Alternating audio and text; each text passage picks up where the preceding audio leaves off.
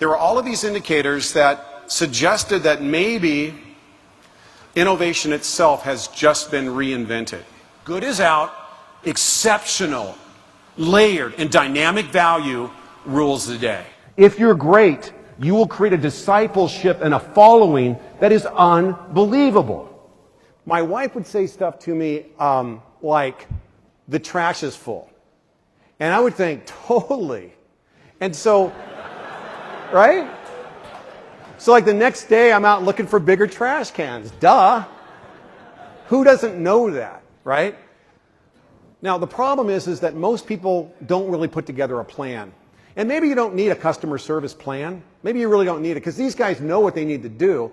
I mean, they've got a truck, and the truck needs to go back on its wheel. Why do you need a plan to do that? I mean, anybody knows that you get it together, you put it on its wheels, and everything's going to be fine. Ish. The other thing that innovation superstars do, and I just love this, is they create amazing places for people to work.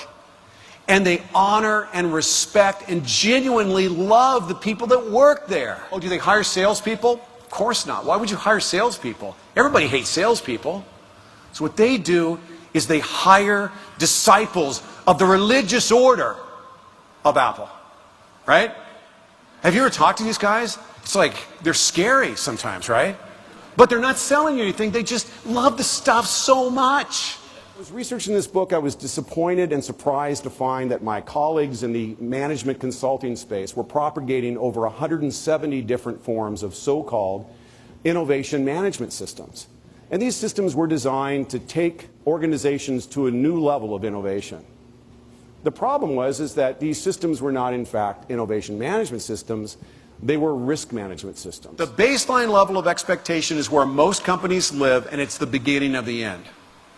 Now, the first problem is, do you know where you live in the customer value strata? In chapter 3 of my book, I found one of the most commonly used lists of why innovation fails. And it wasn't until, and I think the list is 72 items, it wasn't until 42 on this hierarchy of problems with innovation. It was item number 42 where they finally used the word customer. Really? Wow. In-N-Out Burger is an incredible company. Now, let's just take a look at the technology and the product. The first thing they do is they make a bread called a sponge bread, which is the hardest bread to make on the planet, and it also goes bad really quick. Just like our buddy at Ken Grossman at Sierra Nevada Brewery, they made a decision to do something because it served their customer. They figured out the technology later, but they created a sponge bread that is out of this world. They also have engaged custom growers to grow their lettuce, their tomatoes, and their onions. You will never find a bad tomato, onion, or lettuce ever at In-N-Out Burger. They're hiring chief listening officers.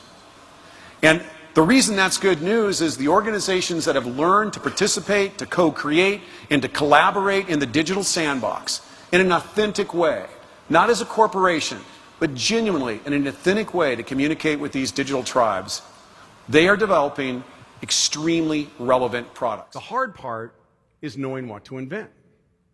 In fact, 85% of all consumer products fail in the marketplace because they don't understand and connect and collaborate with the very customers they